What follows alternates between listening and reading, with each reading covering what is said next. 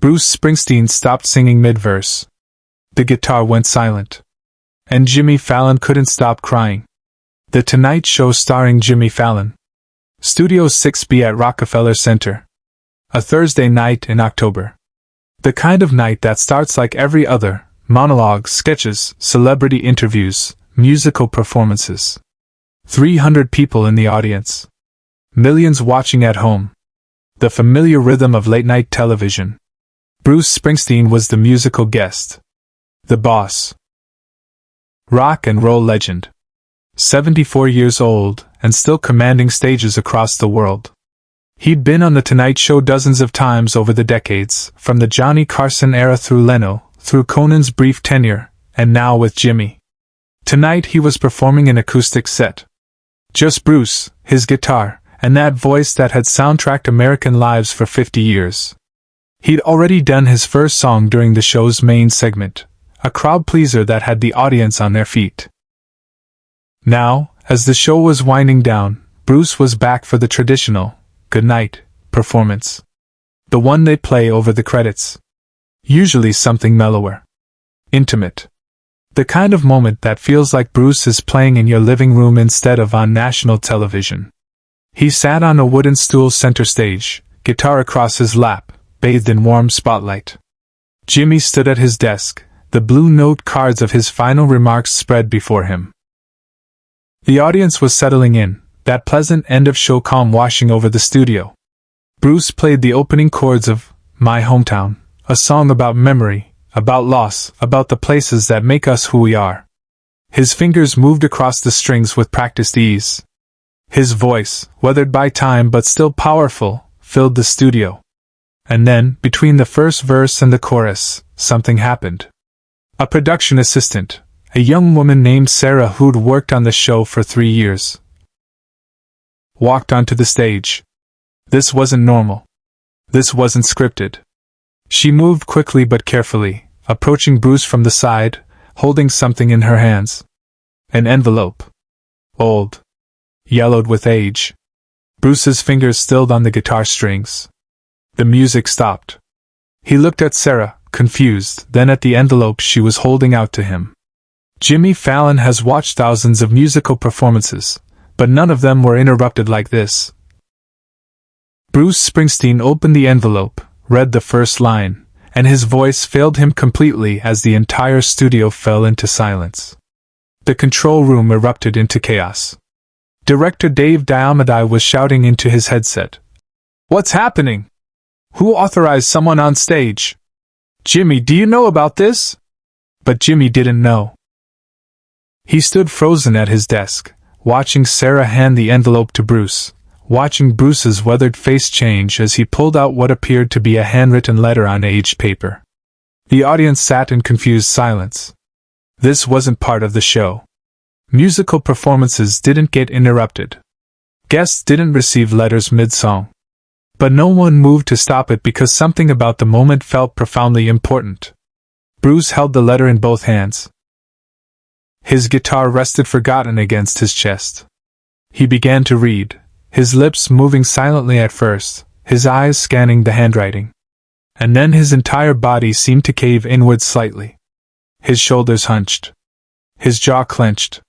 Jimmy took a step away from his desk. "Bruce?" His voice carried concern. "Everything okay?" Bruce didn't respond. He was still reading, his weathered face working through emotions that were playing out in real time for everyone to see. Finally, he looked up. His eyes were wet. "Jimmy," Bruce said, his voice rough. Can I read this? Can I read this letter?" Jimmy glanced at the control room, at his producers, at the cameras still rolling because no one had thought to cut them. Then he looked back at Bruce Springsteen, rock legend, working-class hero, the voice of American struggle and hope, holding a letter with trembling hands. "Yeah," Jimmy said quietly. "Yeah, of course." Jimmy stopped mid-joke. The entire studio froze. Bruce adjusted the microphone in front of him. He held up the letter so the audience could see it. Old paper, careful handwriting, the kind of letter people wrote before emails and texts made words feel temporary. "This letter," Bruce began, his voice thick with emotion. Was written by a man named Eddie Sullivan. Written in 1975. 50 years ago. He paused, collecting himself. Eddie was a steelworker in Freehold, New Jersey. My hometown. He worked at the 3M plant on McLean Street. Worked there for 23 years before the plant closed, and took his job and his pension and his sense of purpose with it. The studio was absolutely silent. 300 people holding their breath. Eddie and I. Bruce continued. We weren't friends exactly. I was just some kid playing bars, trying to make it in music. He was 20 years older, a working man with a family, bills, responsibilities. But he came to see me play sometimes at this little dive called the Student Prince. Paid the $2 cover, nursed a beer, listened. Bruce looked down at the letter again. Eddie wrote me this letter in 1975, right before Born to Run came out. Right before everything changed for me. He never sent it. His daughter found it last month when she was cleaning out his apartment. Eddie died 3 weeks ago. He was 86 years old. Jimmy's hand went to his mouth. He could feel the tears already forming. His daughter Sarah. Bruce gestured to the production assistant still standing at the edge of the stage. Eddie's daughter tracked me down through the show. Asked if she could give me this letter. Asked if I could read it. Because her father never had the courage to send it, but she thought maybe I should know what it said. Subscribe and leave a comment, because the most powerful part of this story is still ahead. Bruce cleared his throat and began to read aloud. Dear Bruce, you don't know me except as that guy who sits in the corner at the Student Prince on Wednesday nights. I'm the one who claps too loud and probably looks out of place. I wanted to write you this letter because I heard your new record is coming out soon and I wanted to tell you something before you get famous and forget about guys like me. Bruce's voice cracked slightly, but he pushed on. I worked at the 3M plant for 23 years. Good job. Union job. Raised 3 kids on that job. But last year they closed the plant. Moved production to some place down south where they could pay people less. And just like that, everything I built my life on was gone. I'm 48 years old and I don't know how to be anything except what I was. Jimmy wiped his eyes. The camera operators had tears streaming down their faces but kept their cameras steady. I've been angry for a year. Bruce read. Angry at the company. Angry at the union for not fighting harder. Angry at myself for not having a backup plan. Angry at a world that doesn't need steelworkers anymore. And then I came to see you play. Bruce paused, his thumb running across the yellowed paper. When you sing, Bruce, you sing about guys like me. About factories and work and trying to hold on to dignity when everything's falling apart. You sing about my street, my town, my life. And for the first time in a year, sitting in that bar listening to you play, I didn't feel angry. I felt seen. I felt like maybe my life mattered. Like the work I did mattered. Like the years I gave to that plant weren't wasted just because they closed the doors. The audience was crying now. Not quietly either. Audible sobs echoed through the studio. So I wanted to write you this letter before you get famous. Bruce continued, his own tears falling openly now. I wanted to tell you that what you're doing matters. You're giving voices to people like me who don't have voices. You're telling our stories when nobody else thinks our stories are worth telling. Don't forget us when you make it big, Bruce. Don't forget the guys sitting in the corners of bars who built this country with our hands and our backs and our years. Bruce lowered the letter. His hands were shaking. The guitar had slipped slightly and he adjusted it absently, but he didn't start playing again. Eddie signed this letter, Bruce said quietly, but he never sent it. Sarah told me her father kept it in his desk drawer for 50 years. Every time he moved apartments, the letter moved with him. And when she found it last month, she said she had to find me. Had to make sure I knew. Jimmy had stepped out from behind his desk now, moving closer to the stage. The cameras followed him. The producers had given up trying to control the moment. This was bigger than television.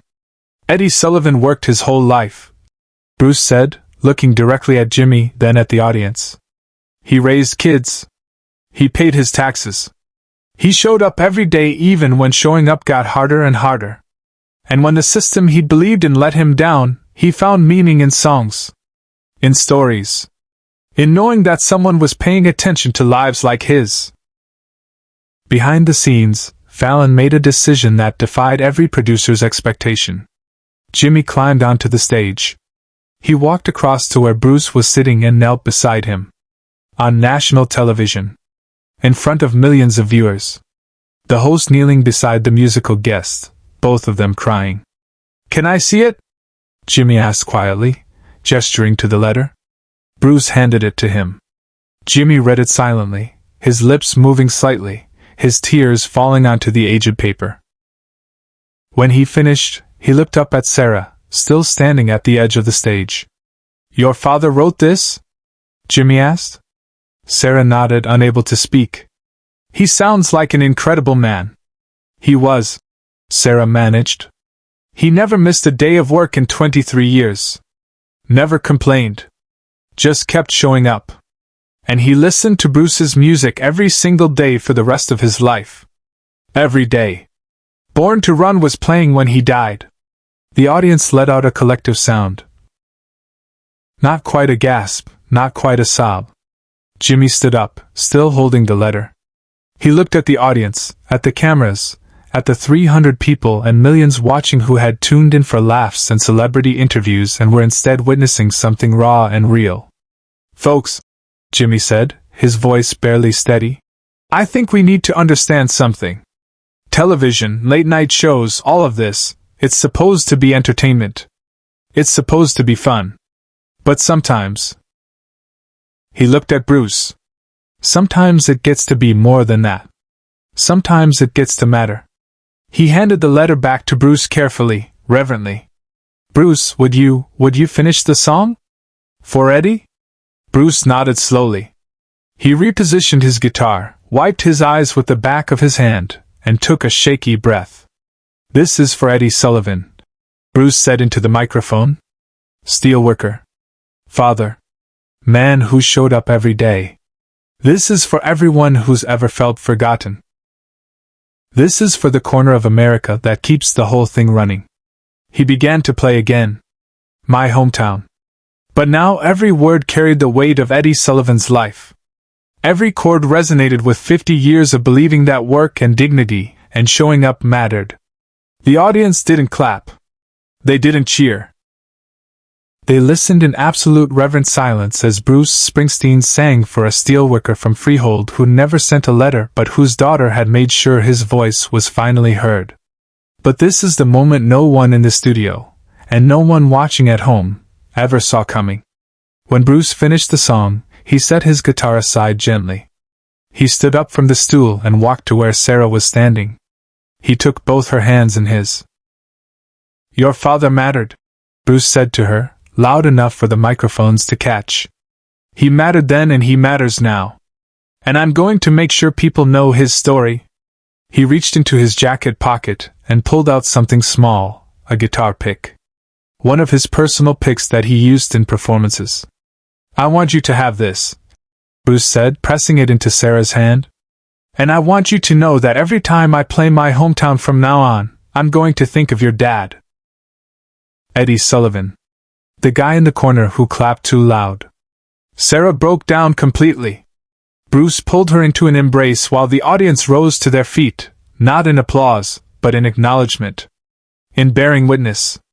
In saying we see you, Eddie Sullivan, wherever you are. Jimmy stood nearby, tears streaming unchecked down his face. When Bruce and Sarah finally separated, Jimmy put his arms around both of them. The three of them stood there on stage. Host, musician, and the daughter of a steelworker, connected by a letter that had waited 50 years to be read. The show went to commercial but not before the cameras captured one final image, Jimmy carefully folding Eddie's letter and slipping it into his jacket pocket.